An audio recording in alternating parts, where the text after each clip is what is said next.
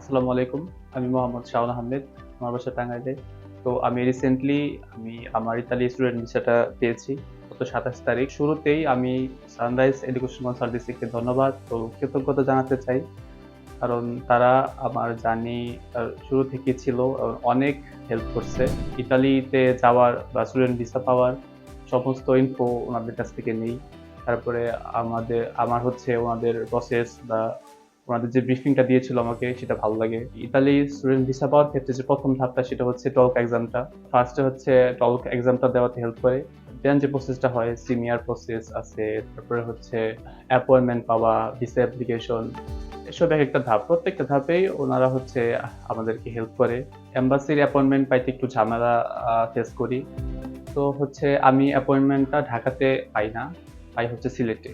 যখন জুলাইয়ের ৭ তারিখ হচ্ছে অ্যাপয়েন্টমেন্ট স্যারের VFS গ্লোবাল, তখন আমি অ্যাপয়েন্টমেন্ট পাই অক্টোবরের ৭ তারিখ সিলেটে। সানরাইজ এডুকেশন আমাকে সমস্ত ফাইল গুছিয়ে দেয়।